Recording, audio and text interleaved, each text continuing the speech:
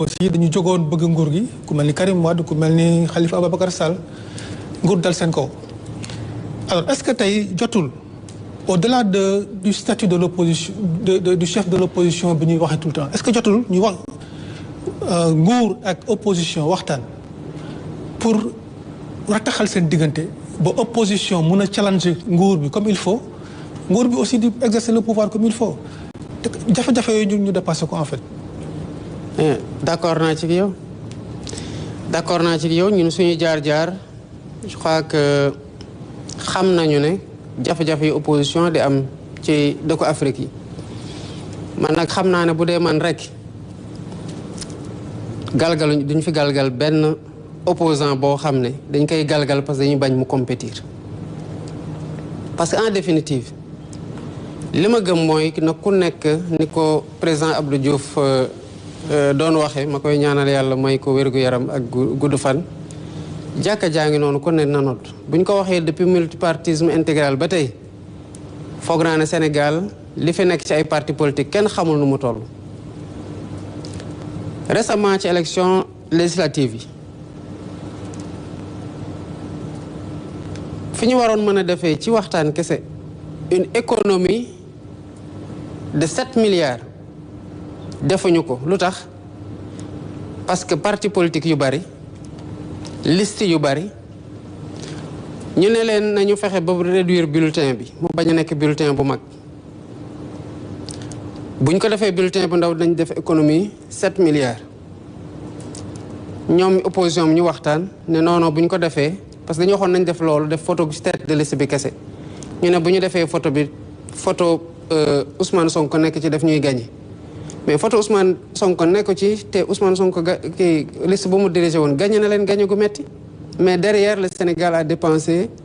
7 milliards yoo xamante ne mënoon na ñàkk ci waxtaan pourtant on leur a tendu la main man j'ai saisi le conseil constitutionnel pour xool ndax mënoon naa ko def conseil constitutionnel ne ma ci li yoon wax mënoo ko def ma xam ne mënumaa wàcc yoon ma nangu ko. Le statut de l'opposition c'est dans la constitution nii waroon na fekk loi am bu yàgg parce que 2016 la ba tey léegi mu def fukki at yoo xamante ne constitution wax na statut de l'opposition am ñi fi nekkoon teguñu ko defar nañu terme de référence su dialogue journée du dialogue national bii ñëw tey mooy le 4 avril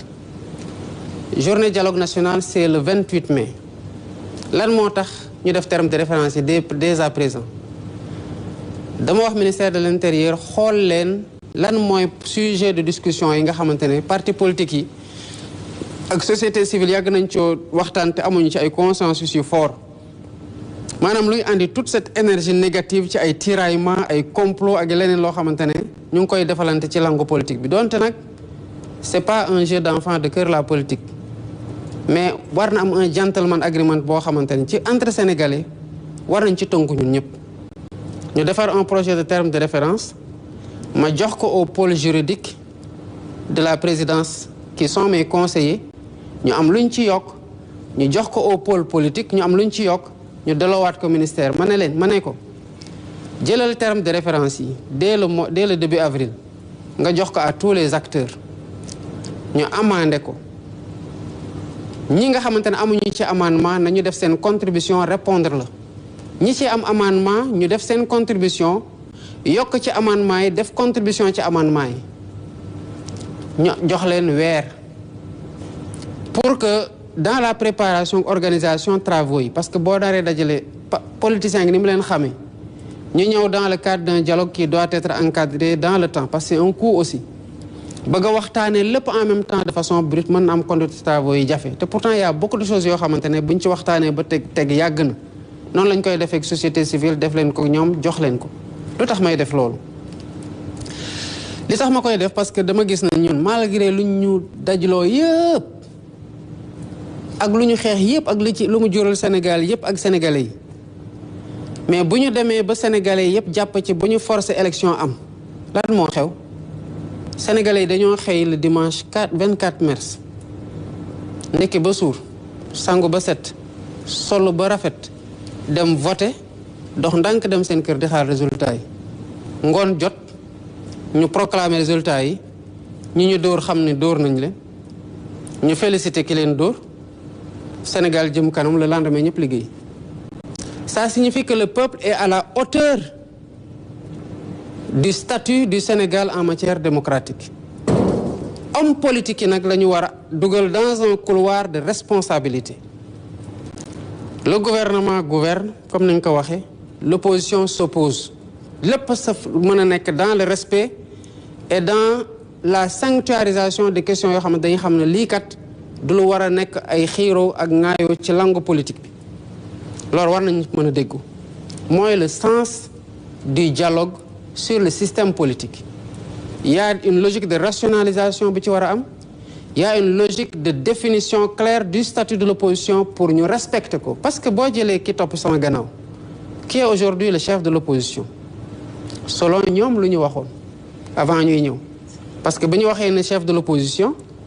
mais dañu waxoon ne non c'est celui qui est arrivé deuxième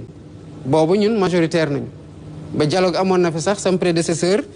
gëstu jox parole kenn ne ko chef de l'opposition kon suivant seen logique le chef de l'opposition aujourd'hui mooy ki ñëw sama gannaaw directement mais kooku lu mu am ci voix sénégalais yi ko votel ak boo cumuler les 46% de l'électorat yi voté wul mais c'est pas parce que seen candidat gañewul que amuñu baat ci réew mi dañu am baat ci réew mi ceux qui ont voté contre Diomaye on voit au chapitre dans le champ politique selon nag ni ñu ko organiser suivant nos règles loolu lu ma accepté la te ñun gouvernement bi loolu la ñu accepté bu ñu nekkee ci opposition bi dafa am lu ñu askanoo maanaam dugal ko ci suñu ADN moo ñaalañ ko suñu bopp ak suñu militant mooy le débat technique politique sain ba keroog buñ ñu bëggee faagaagal nag ñu xam ne bu ñu résisté wul dañuy faagaagal ci rek dama maa fi toog maa fi war a toog yéen bokku leen ci te ñuy ay Sénégalais ñun ñëpp moo waral loolu li am yëpp am soxlaatuñu loolu parce que le Sénégal est déjà subir na lu bari ci contre ko ci loolu mais alhamdulilah le peuple a été à la hauteur def na lu mu war a def ba fu mu toll nii woy wiñ ci am mooy woy gu rafet nañ ko sàmm te c'est le sens du dialogue auquel j'appelle le 28 mai am yaakaar que acteurs dinañ ci répondre sans suspicion avec le même niveau de responsabilité bi ñu leen ciy woowee. am na solo loolu monsieur le président toujours ci wàllum politique bi ma bàyyi Mohamed Diallo bu Senweb mu poser question s'il vous plaît une question monsieur. Monsieur le président si wàllum réforme institutionnelle waxoon ngeen fi poste vice-président fan ngeen si toll ak renforcement des pouvoirs du premier ministre. Il y a une série de réformes parce que bi ñu jógee ci assises nationales yi assises sur la justice am na ay consensus yu bëri yoo xam ne partant de ce qui a été déjà fait comme travaux parce que nañu fàttali ko en 2013 il y a eu le rapport de la commission nationale de réforme des institutions commission boobu am na loo xamante ne digle woon nañu ko te bokkoon nañ ci lu ñu digle woon ñu gën a rééquilibrer les pouvoirs entre les différents pouvoirs waaye au sein du pouvoir exécutif loolu moo nekkoon l'idée de la vice-présidence ci buñ koy proposer ak ci niñ ko waroon fale les assises ont eu des consensus bu ñu paree dama ne balaa ñuy demaat ci yeneen assises il faut que ñu won ñi ñuy waxtaanal que nekkuñu di waxtaan rek di dugal ci tiroir yi parce que bu ñu leen woowee en mai 2025 du ñu sawar a ñëw ci laa jël un comité ad hoc teg ko le comité ad hoc a produit un texte sur la Cour constitutionnelle loi organique sur la projet de loi organique sur la Cour constitutionnelle ak projet de révision de la Constitution ak yeneen projet de loi ak décret ñu ngi koy xoolaat di ci waxtaan sur la répartition des pouvoirs au sein de l'exécutif ak nu ñuy encadrer tous les pouvoirs gën a renforcer yeneen yi sous ce rapport-là les travaux se poursuivent te balaa muy yàgg dinañ ko teg ci table bi sénégalais yi waxtaaniñ ko ñu déggoo ci voté ko et on migre vers un nouveau vers une nouvelle organisation institutionnelle kon li nga xamante ne digle woon nañu ko ñu ngi ci ñu ngi ciy avancé. référendum lay nekk wala. Je sais pas pour le moment. Il faut respecter, c'est une question par journaliste. On va passer chez Maïmouna pour la troisième et dernière question de ce volet. Maïmouna, jox naa la kàddu bi. Merci beaucoup. Monsieur le Président, dañuy wax ne quand la politique va tout va bien.